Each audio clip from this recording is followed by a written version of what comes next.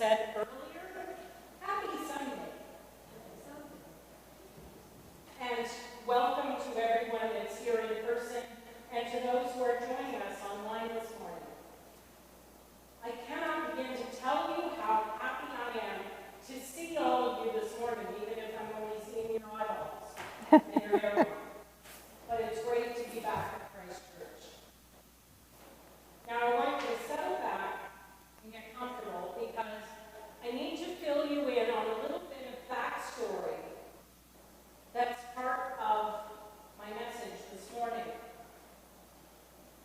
2 weeks ago in the Gospel, Jesus sent the disciples out in pairs. He sent them out to teach, to cast out demons, and to anoint and heal the sick.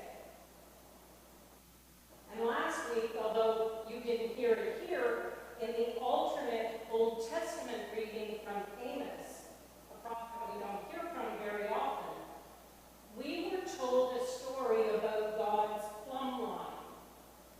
Now, to those of you who don't know, and I was one of them, a plumb line is a string with a lead weight on the bottom that contractors use to make sure that the walls that they're putting up are straight.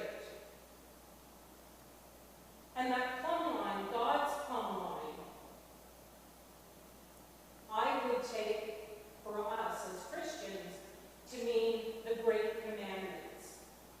That's what we use to keep ourselves on God's plan, to follow God's will for our lives. Okay, so with those pieces in the back of mind, let's start with the gospel this week. It's a little unusual because it tells us about the comings and goings of the disciples and Jesus. Kind of an itinerary. And it kind of cuts out a bunch of good stuff in the middle of those two pieces. But even though we're not getting those big flashy stories, our gospel still has something really important to tell us. This morning's gospel starts with the disciples coming back from their mission trips. And the sense that I get from the words of the gospel, the picture that comes to my mind, is that of the 12 crowding around Jesus.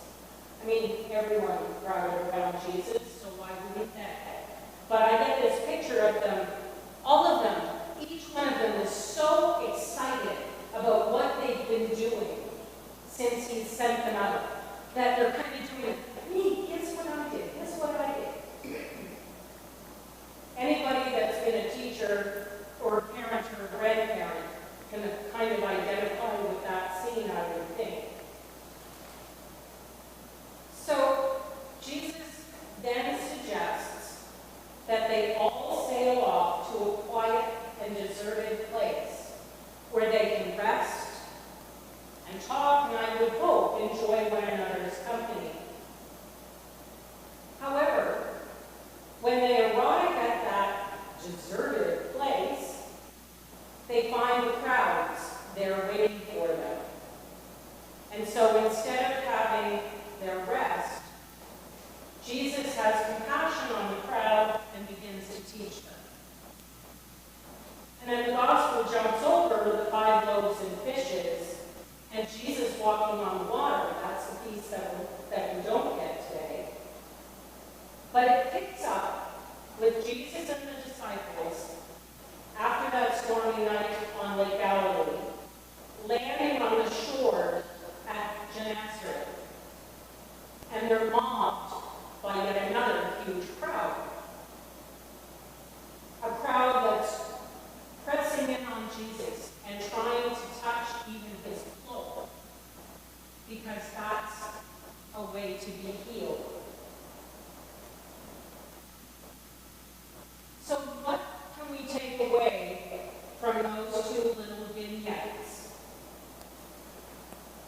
Do we ask ourselves, what would Jesus do? And then give and give of our without rest or respite because the need is so great. Somehow, I don't think so. No, the words that have been living in my heart and rattling around in the back of my head all week are the words that Jesus tells the disciples right at the beginning. To come away to a deserted place all by yourselves and rest a while. Now for me, that could be because I'm in the middle of a summer intensive course at AST, and I really want my vacation, but I don't think so. I truly believe that it's something bigger than that. So show of hands, how many of you here this morning have had the experience of packing up your family for a camping trip or a trip to the cottage? Oh, good. So you'll get this. And even if you've never done that, I'm sure you'll get this too. My dad was in the Navy, and when he wasn't at sea in the summer, my parents loved to camp.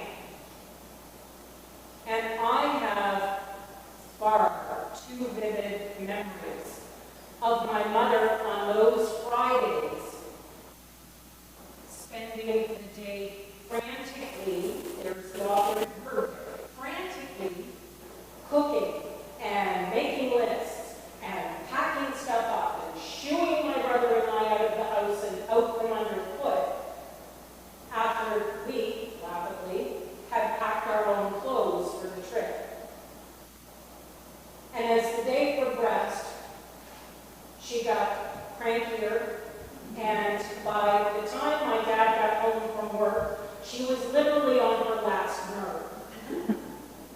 And then my dad would come home, and he would be tired from the work week, and then the two of them would attempt to pack the car.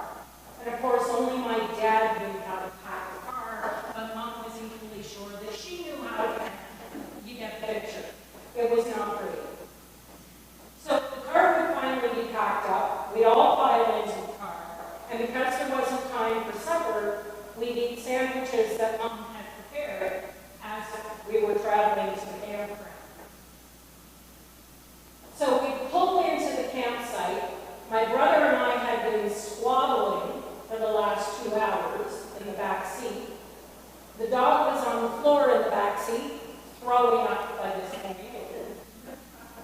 And we pull in, you've got an hour of daylight left to set up the camp. And we had one of those huge canvas tents.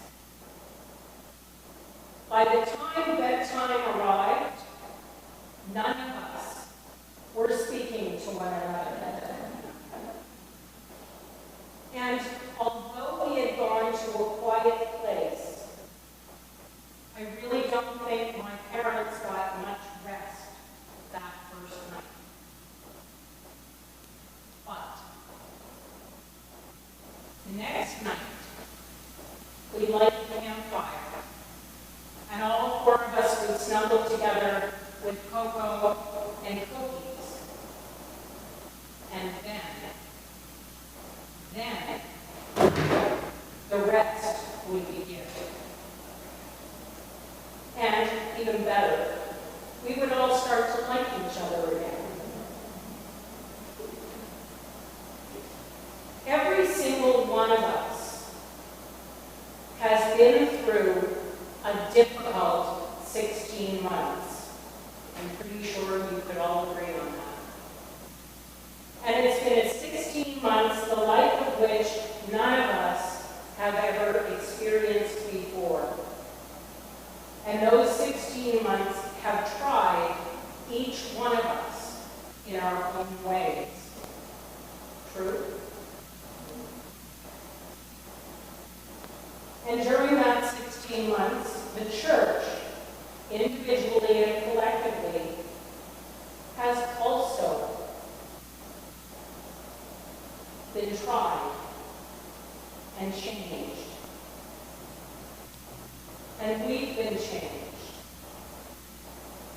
And we're not really sure yet how to understand that or what to do with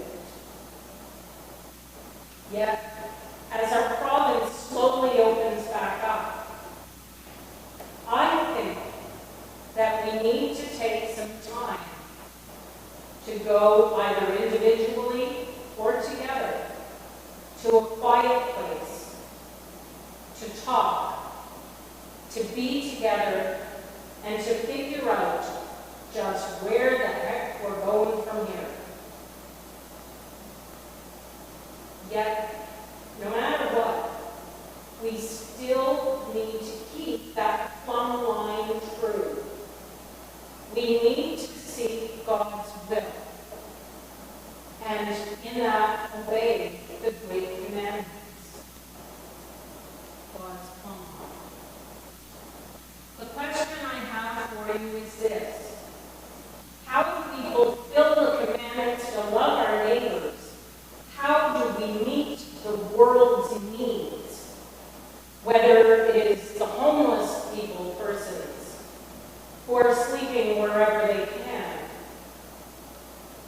whether it's the truth and reconciliation with our Indigenous siblings, or climate change, or the list is almost endless of the needs out there. And how do we answer those without burning ourselves out in the process? Are we to be like my parents of those years ago, frantically rushing around, working and packing, doing, and getting crankier and less patient and more tired until we finally snap or blow up at someone? That sounds really healthy for everybody, doesn't it? No, I believe that it is an absolute necessity not only to find a quiet sanctuary, but to do so in the presence of God, or Jesus, or the Holy Spirit.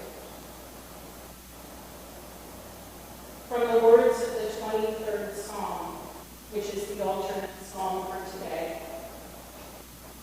The Lord is my shepherd, I shall not want. He makes me lie down in green pastures. He leads me beside still waters. He restores my soul. Yes, we do need to keep that plumb line in mind and do whatever we can for our neighbors, like Jesus taught us. We need to show compassion for the sick, the weary, and the wounded through our actions. But we also need to rest, to talk with God, to sing, to dance, knit, garden, play with your pets, read, play with your grandchildren or children. Do whatever it is that fills your soul with God's peace, love, and joy.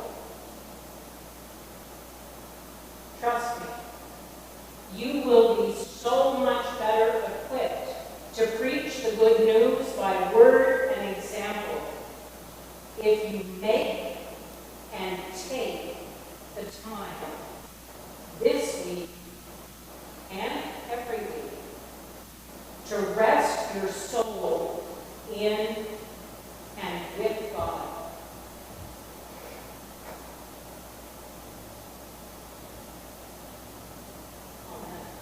Amen. Amen.